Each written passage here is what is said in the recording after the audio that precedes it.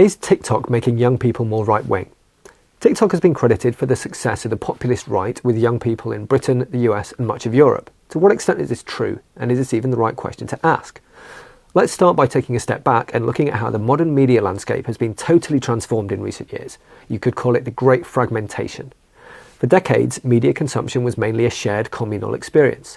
In 1960, the most viewed TV show in America was watched by almost half of the population, and every evening tens of millions tuned in to watch the same evening news shows. But since then, our viewing, listening and reading habits have splintered. Last year, the biggest TV show captured only 5% of eyeballs, and increasingly people get their news straight from a rapidly growing cast of social media influencers. For all the attention given to misinformation, the emerging risk in modern democracies is not so much that people believe false things, they always have. It's that people no longer consume the same information as one another, false or otherwise.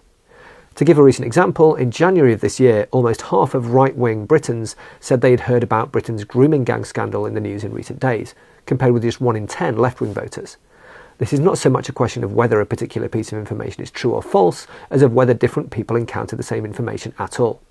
Similarly, in the lead up to last year's UK general election, young men who get their news from TikTok were more likely to become supporters of the populist right-wing Reform UK party than those who don't. But this pattern didn't apply to women. And in Germany, it was left-wing Die Linke whose TikTok success with young women was credited as a key reason for their success. Both examples demonstrate how different people now inhabit quite distinct information environments online, even within the same platforms.